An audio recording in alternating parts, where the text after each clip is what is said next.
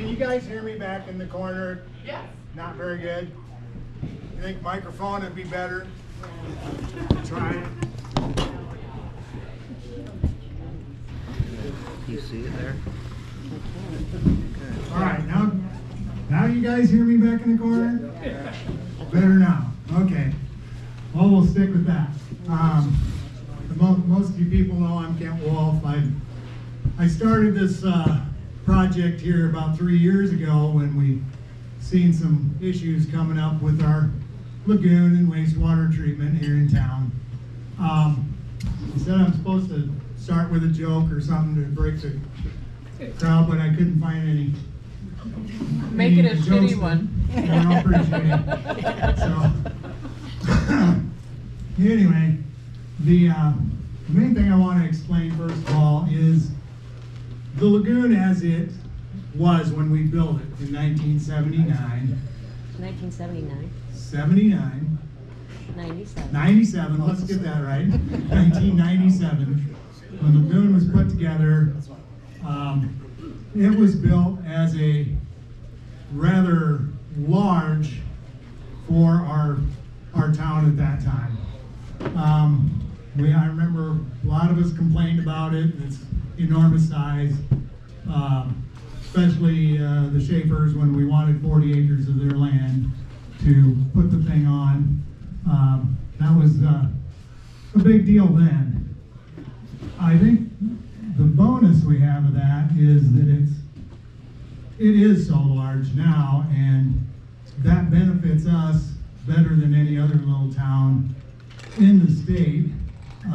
It's nearly the biggest lagoon that exists in the state of Iowa, especially for a small town our size. There are some larger ones out there. Anyway, back when it was put together and went into use, this was the layout, and this would be the creek, runs past the golf course over here.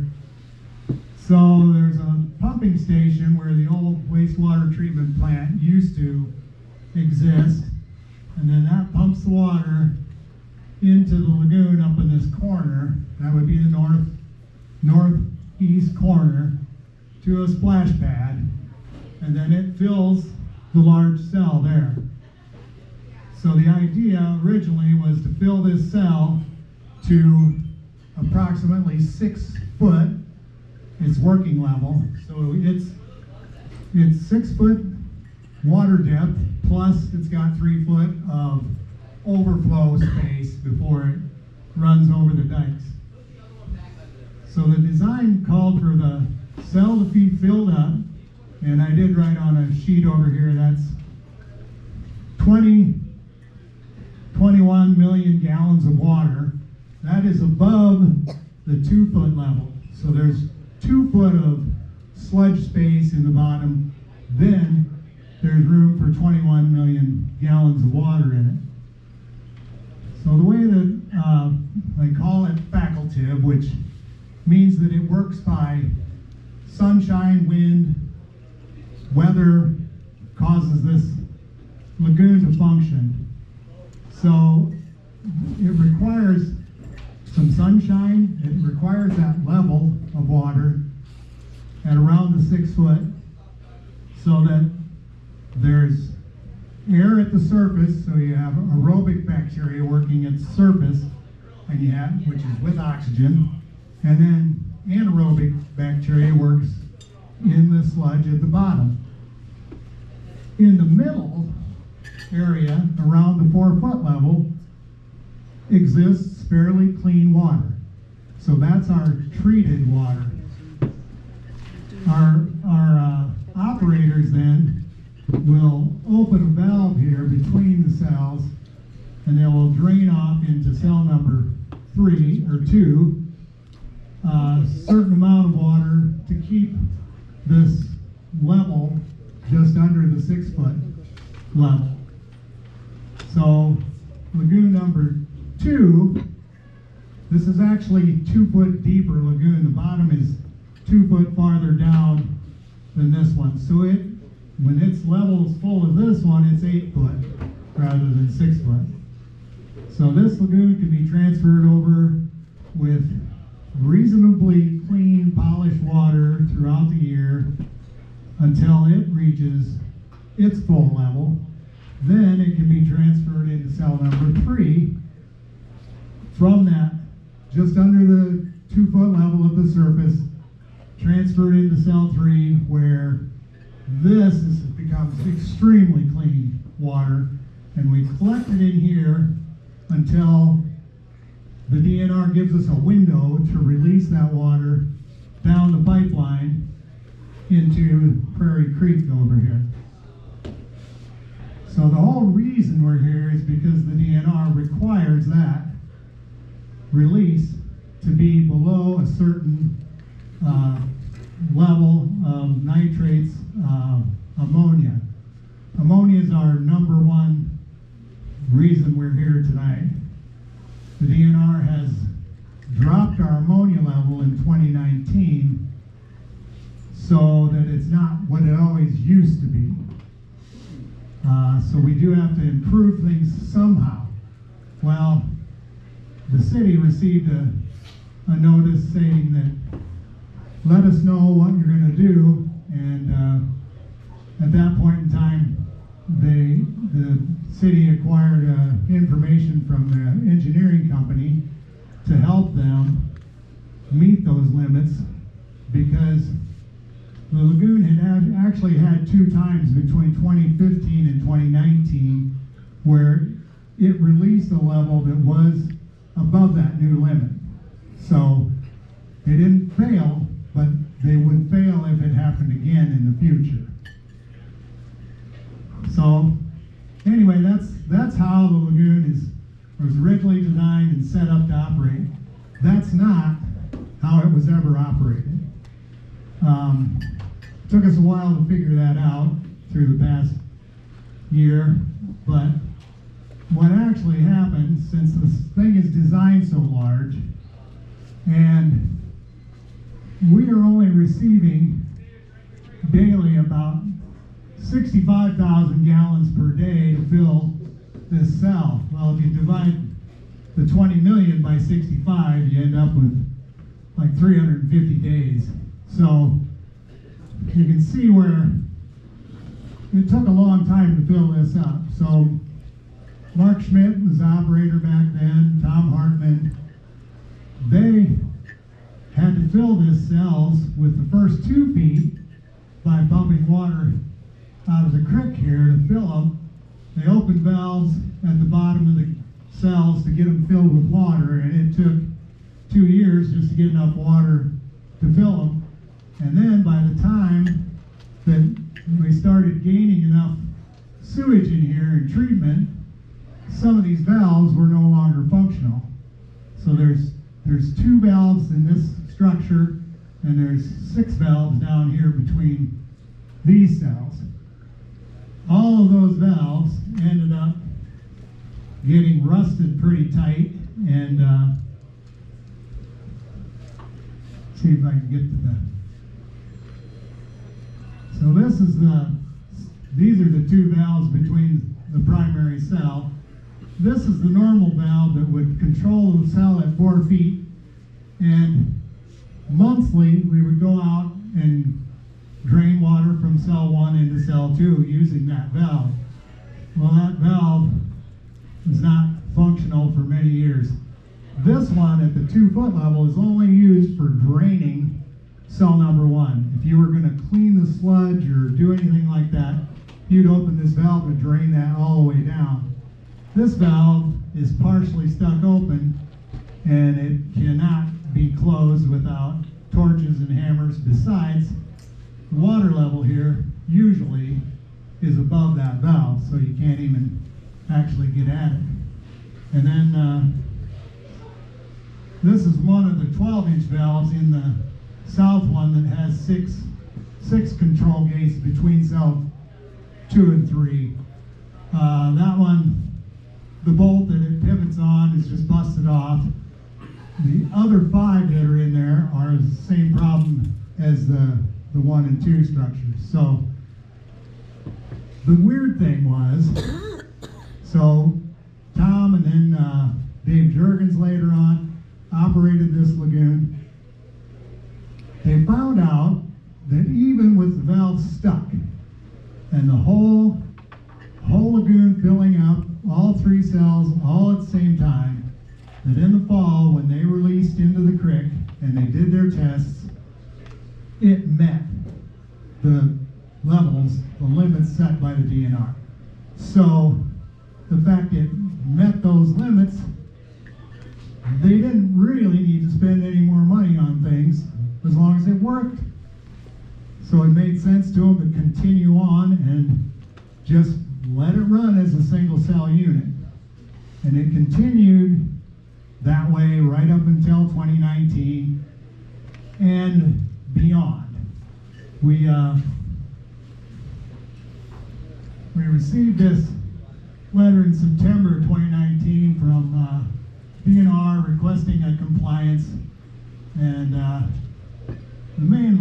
the top two lines that mainly say the department considers the secondary treatment provided by a properly designed and operated and maintained controlled discharge lagoon, which is what we have, to be protective of water quality. So the DNR in 2019 said to us, we think your lagoon should work, but it goes on to say, you had the limits higher than what we expected. What are you going to do about it? And the one thing they missed on right there was operation. So they didn't look into the operation of our lagoon at that point in time.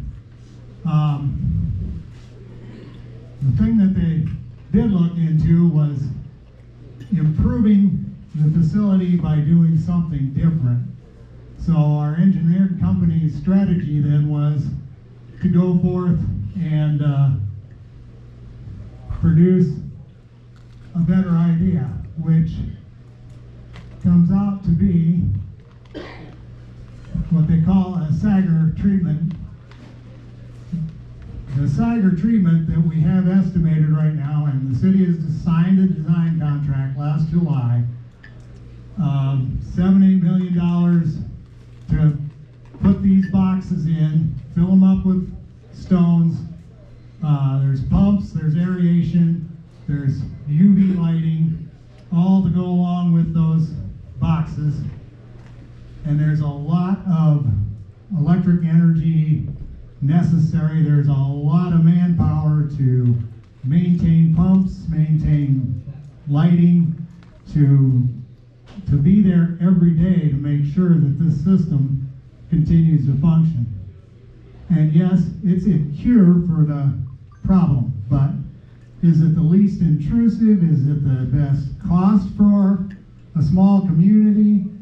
It definitely doesn't look like it was the best choice in this matter, but it is the choice we're working with currently, and we're currently still in that contract with ISG Engineering out of Storm Lake. And the contract itself, we will be paying $800,000 to ISG to design this, and then they'll go into bid, and they estimate somewhere around $7 million total cost once it goes in. The Sager system itself has the estimate and installation and everything there, but that does not include three-phase power runoff to the lagoon in order to operate this thing. The annual costs, they estimate about $50,000 in electrical power just to keep it running, and it has to continuously flow then every day all year round. So not like our big lagoon we can ignore day in and day out. It just operates on its own. This one takes hands-on daily to make sure it's functioning, and you just can't let anything go. There has been towns that have gone with this. This is a view of Kingsley, Iowa, and here's their Sager boxes put into their, this is a very, very small lagoon compared to ours, but they use these two cells with aeration and then treatment here. Their large cell is just abandoned weed patch. So our large cell is 15 acres that if we do the Sager, then that 15-acre lagoon would be abandoned and just left for wildlife. So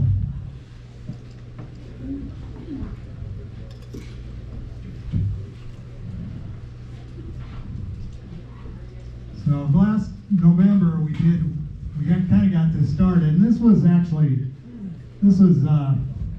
petition. We went around just to see if people in the community knew that much about this, and we went around and acquired 126 signatures, kind of talked with multiple people to see if they understood what was going on, what had been decided.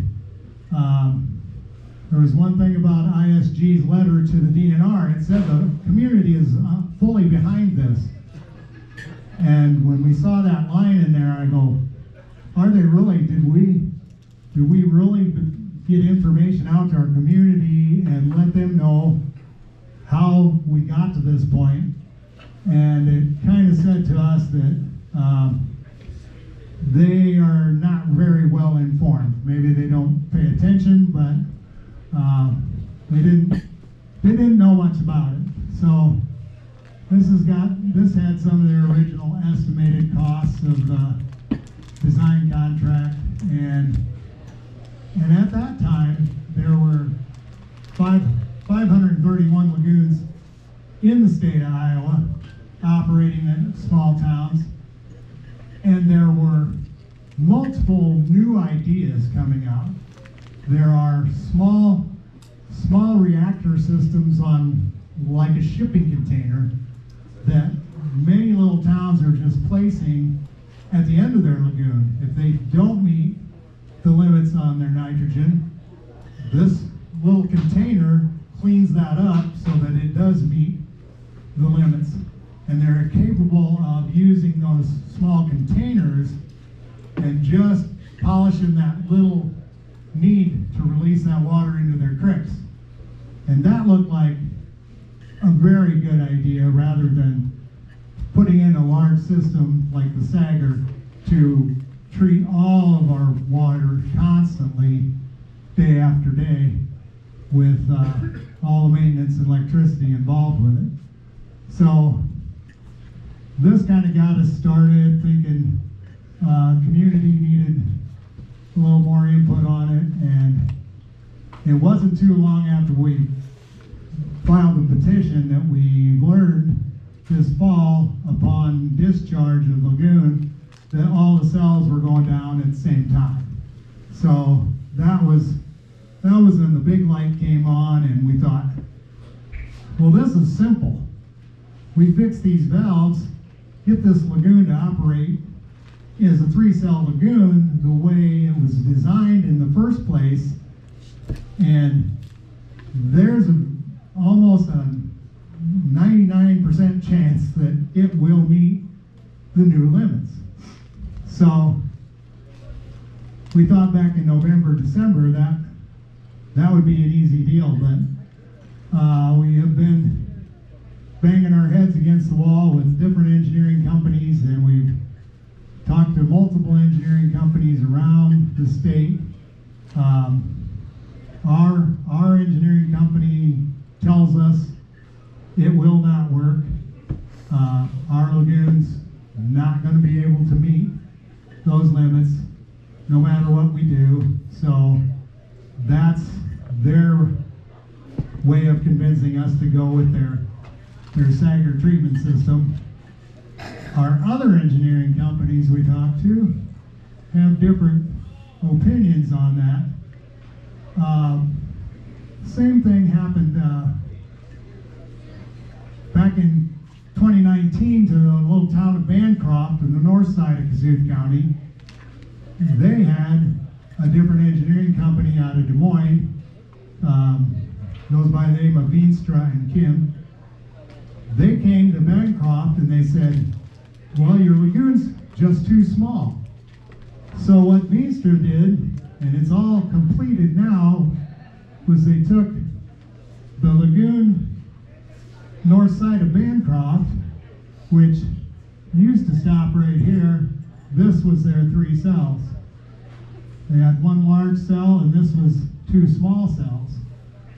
Well, Veenstra's had them buy a little more land and they extended their primary cell and they added this as their secondary and then combined these 2 cells and that's their 3rd cell.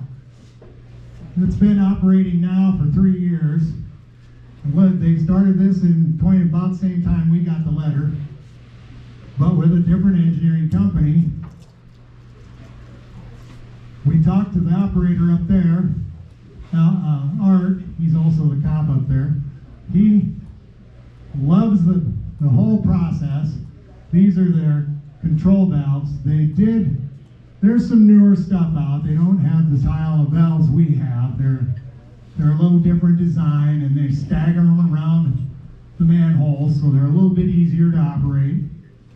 But he loves the way the system operates now. He operated it back when it was the smaller lagoon, but it has met DNR limits now for going on its 2nd full year. And it's had no operating problems at all. So this tells me that a 3-cell lagoon of this style should work in our case. This one ended up being, if you look at all 3 cells here, it ends up being 23 acres of water. Our lagoon currently is 27 acres of water. So you could set this inside ours and there'd be room to spare around the outside of it. So it's kind of proof that that the lagoons will still work for small towns in the state of Iowa. So I gotta try and figure out what other direction we can go to convince our engineering company to give us this option. Trade it off at least. And what they're saying is we've drug our feet for so long. Well, it hasn't been us, it hasn't been the city, it's been our engineering company dragging their feet for the last 8 years since 2019 as far as getting this whole thing done. Now they're telling us it's going to be too late. We're not going to be able to operate our lagoon with new valves and get our limits down before the DNR's deadline. Well, so I talked to the DNR. Nicole Barbie, who signed the agreement for our new Sager system, got an email and text to her, and then she called me a week ago Tuesday to tell me how they go about making the decisions. And my main thing was to ask her, how often are these fines written out to small towns? And she explained that the fine is there if the town's not doing something. They're not out there to fine towns to scare them into try and get their money or push them to do anything like that. They will put a fine out if the town sits there and just does nothing. And then the other thing she mentions it, I says, do you think our engineering company missed the mark by not allowing us to try this in the first place? And she said, I can't say. I can only go by what the engineering company offers us and say, yes, it'll work, or no, it won't work. It's not my job to tell the engineering companies what the best practice is. But speaking with other engineers, they kind of indicate that might be the way where we did go wrong. And I really don't have any way to know why it was missed out on that 8 years ago in 2019. Why they wouldn't have had any reason not to try valve upgrades and maintenance on our lagoon and doing what it takes to let this lagoon operate the way it was designed one time in its life. The lagoon deserves its chance to, like I say, shine. It belongs to each and every one of us. We are each responsible for the maintenance and care of that lagoon. Whether you like it or not, you're paying the bill. It's your lagoon. One thing we do need to pass around amongst everyone is the treatment of it, not flushing things down there that don't belong in a septic system. If you had a septic tank on the farm, you wouldn't dump a bunch of grease in there. You'd put it in the rendering truck. You wouldn't dump a bunch of sand and gravel down there. You'd throw that out in the garbage can. And it's there to treat our wastewater. So I think some education in the community, our businesses, industries, everybody could do a better job of running their water through that sink filter drain rather than just washing anything and everything down their drains. Take care of what goes in there. And I think it'll be easier for the guys operating the collection system all over town, and the lift pumps and everything will function better if we're just careful what we put into that wastewater lagoon. So I didn't want to get carried on talking forever and in circles. I've been sick for the last couple days and don't know if I'm getting everything that I wanted to say out here anyway, but any questions anybody has can scream them out. Do you know how much water goes into that one a day? Their flow, instead of being in the 65,000, they are right around 40,000 gallons average. Yeah. And then, now that 65 is pretty much based on wintertime flow. That's sewage that we can collect in the winter. When summertime comes and rainfall happens, It's well over double. there is a lot of infiltration from storm waters and everything else that will increase that level. And that's where having a larger lagoon than what you actually need is a big bonus. And what happens with that rainwater and that runoff that happens to migrate over into the sanitary sewer, it helps to dilute the sewage in the lagoon also, because it's mostly fresh, clean water. And we've been told not to run our sump pumps down the sanitary sewer and rain gutters and whatnot. Well, that's if we go to a Sager system. They would like to have anything that's not necessary cut off. In our giant lagoon, we actually should ask everyone to put rainwater and sump pumps into the lagoon, because we need the additional water to keep our lagoon filled up so that we can release in those 2 periods a year. They give us a window in November for early December, which is the best one. And then in the spring, there is a little window where we can release additional water if necessary. Now, with the size of lagoon we got, we pretty much would be able to release it just in the fall.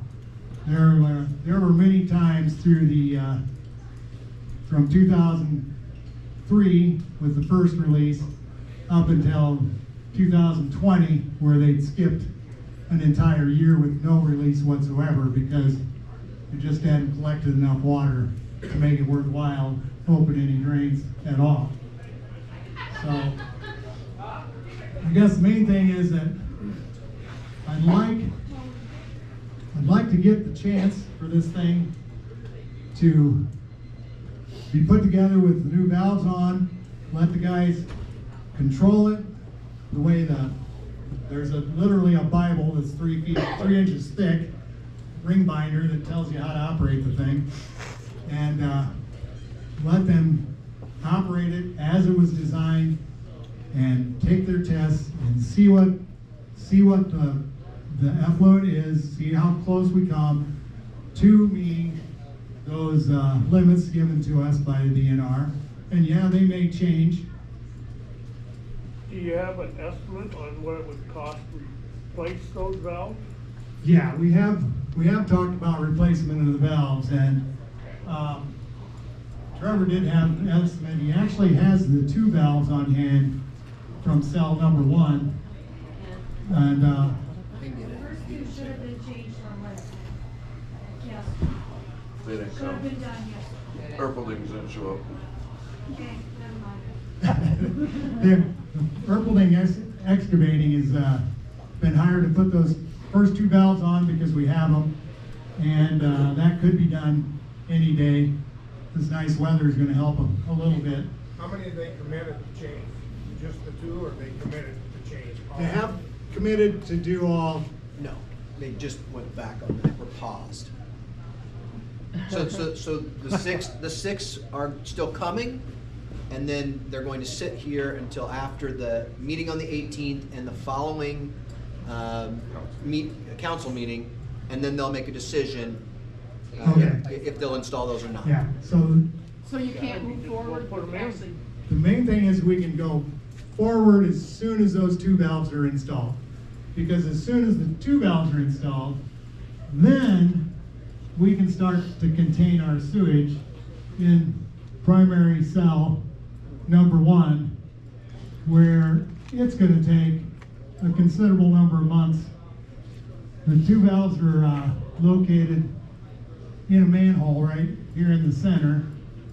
And once that bottom valve is closed and the new valve is installed, this cell will take at least until fall to start filling and getting close to that 5 to 6 foot level. And it needs to get up at least above the 4-foot gate here to really get it to start conversion of sewage and start to do its thing. So I the, have a couple questions. So, like, as far as maintenance on our lagoons right now, aside from the valves, are we, like, good on all of the maintenance, or could we be better so they're operating better? First they question. never operated. And number 2 is that other smaller box thing that you were saying that basically finishes out cleaning it.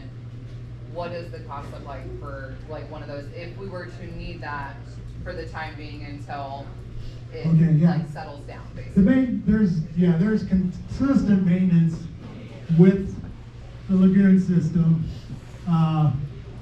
Lindy's lambs do most of the grass out here, so that takes care of that mowing part.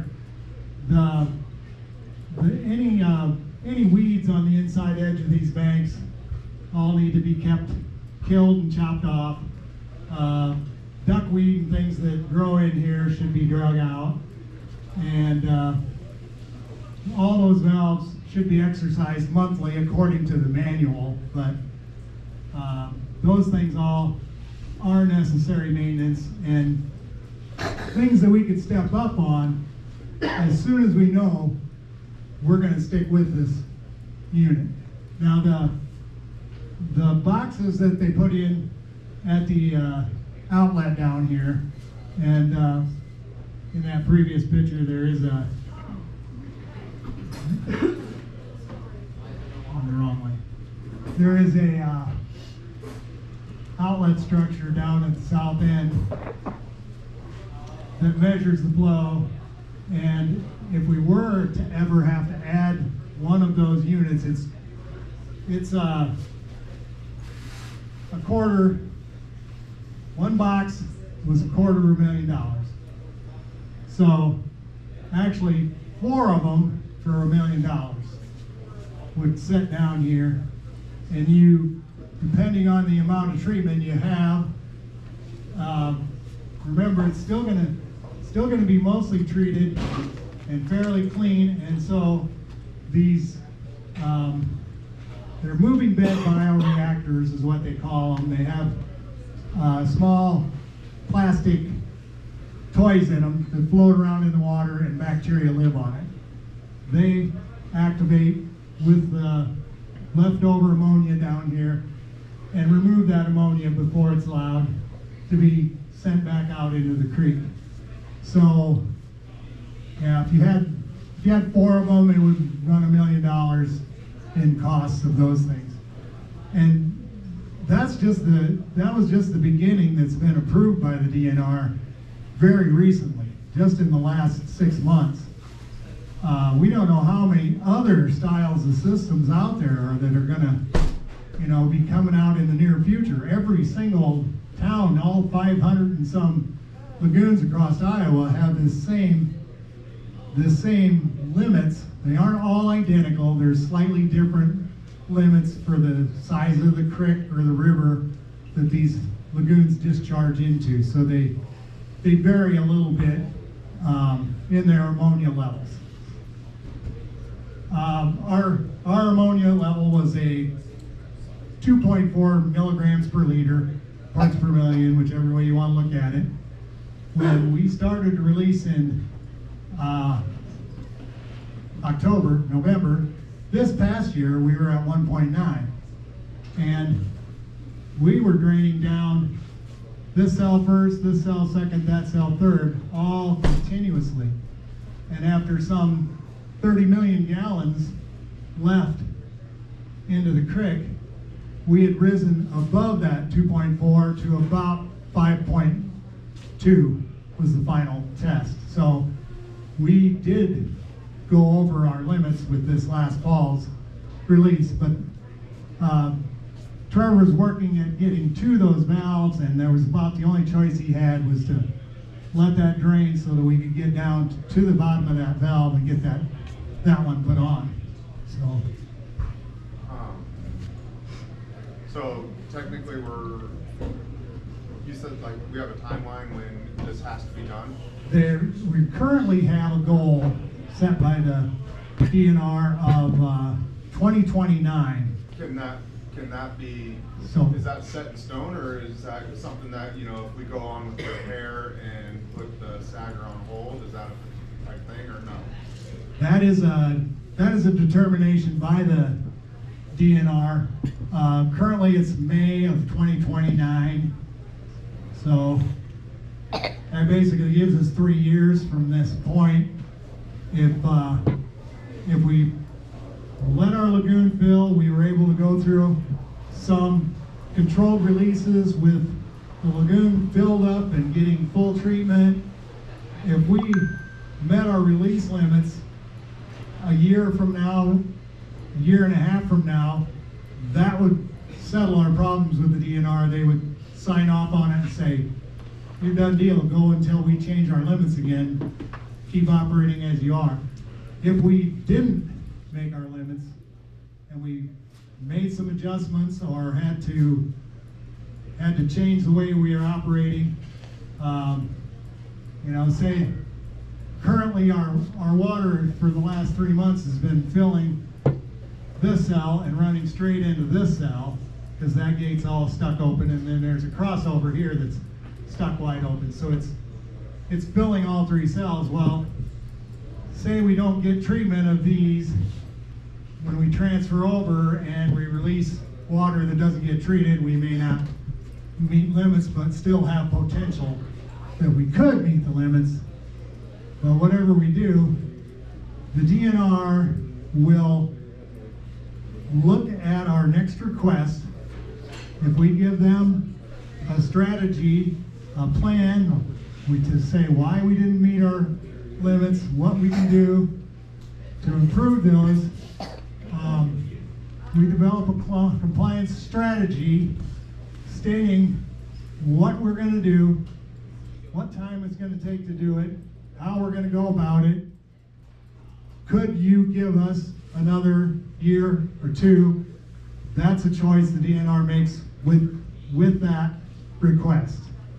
And yes, they have already advanced our deadline to 2029 from when its original deadline was 2025, when they came out in 2019.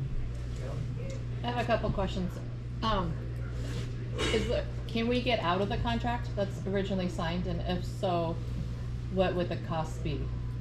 The design contract we're in with our engineer right now, which we agreed to pay him $800,000. The design contract can be amended in any shape or form we like at any time. We owe them money for the work they've done up until this point. So whatever they've done in engineering, we gotta pay for it up to that point. We do have that information. That is ours to keep. You know, if it's a partial design of Sager, whatnot. There is a lift station involved, some improvements to our lift station involved in this contract. And those things we do need to get on top of that, and the sooner the better. So an amendment to the contract stopping the Sager work at this point would be great. And then step up the game on the refitting of some new lift pumps. Those lift pumps that feed our lagoon are as old as the lagoon, so we're 29-year-old pumps, and there's 2 of them in the bottom of that lift station, and I'm sure the guys go down there every day and look in the hole and hope they're still running. But Okay, so the second question I had is, what is the impact to residents from the original 107 a month to replacing valves and whatnot? With the Sager system, we got information on that, and it's approximately per household, and there's about 400 connections across the city. It's gonna cost each one an additional $107 a month. And that's just to get the thing constructed. We haven't really factored in a whole lot for monthly maintenance fees and maintenance on the Sager system. That's gonna increase that a little bit also. The impact of the valves, and we were talking with the 2 new valves that are going in, and Erpeling Excavating charging $12,000 to put the valves on. I think the 6 new gate valves in the southern structure were gonna run $25,000. You know, a small chunk of change compared to what we're paying engineering fees at the moment. So, yeah, I don't think the impact of our costs, if we are able to maintain this lagoon in pristine condition, spending every dime we have to on it, is not going to come anywhere near just the cost of our design contract. If it gets to work. If you get some valves in place, but you have all that dirty water in 2 and 3, Yeah. can you pump that out? Yeah, there is, and we have talked about that the water in 2 and 3, we actually need water in cell number 1. So it could be done where lay a suction line into cell 2 and 3, draw those back into cell 1 after the valve's put on, and get that cell number 1 started early. You know, the sooner we can start it, the better. A big rain in the spring, and the lift pump's working, fill that thing up, get it to that 5-foot level, and keep it there, and let it treat that water. And then we can slowly bleed off that water. And it's pretty critical as far as when that gets operated. It can't be just done like automatically. A guy's got to look at the weather, the wind, and go out there and crack the valve and transfer clean water over again. If the wind comes up, then you got to get out there and close the valve again. So we've had several valves go bad. The valves themselves have a lifespan, or they just keep going forever? Well, the design of valve, like the picture you saw, the broken valve, those have a brass pin, and in the manual it states they need to be exercised monthly, which means go out there and lift that whole thing up and send it back down. A lot of them spend their life underneath the water. I can see an operator not wanting very bad to go out and pull one of those open in hopes that it'll go back shut again. So, it gets a little leery. A little bit of grease and stuff on them maybe helps too. But the new valves, the two new valves that we're going to put in on cell 1 are a different design valve. They have a large gearbox at the top of them that is constantly filled with grease, and a screw valve on them that it closes a knife gate down on them. So those valves should operate longer and be more reasonable. The ones that were put on the Bancroft facility are a whole different design valve, and possibly something we should look at. Do a little more research in what the latest and greatest valves are that they're using out there. So. Is the engineering firm that designed this lagoon system back in 19... Keelan and Pyre. You're using right now? Is that the same one, or do you change? Keelan and Pyre were out of Algona in 1997. They designed the lagoon as we built it. ISG purchased them in later years. So Keelan and Pyre no longer exists on its own. They are now owned by ISG companies. And ISG is a large engineering firm originally out of Minnesota, I believe, but they are in multiple different cities.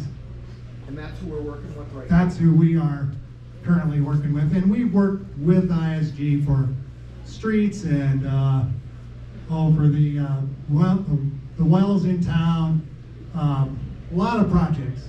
And they've been confident, easy to work with, and it's just one issue that you can't understand how they may have missed the mark on it, and how they're not really into bending in any direction other than spending the money on the new system. Is Bancroft just making grade, or are they well below their? They are well below their outlet guidelines. They dump into that little creek. Their limits are lower than ours because that creek is very small. And the water they've been letting go has been pretty solidly within the limits the whole period of time.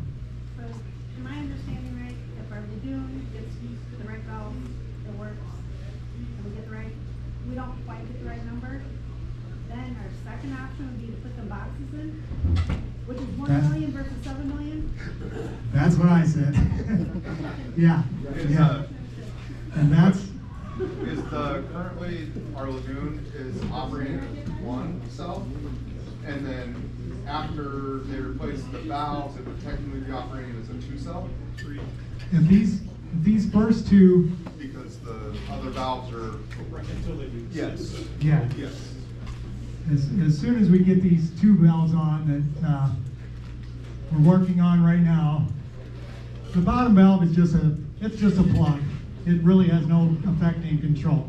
The upper valve sits on a pipe that turns down into this large lagoon at 4-foot level.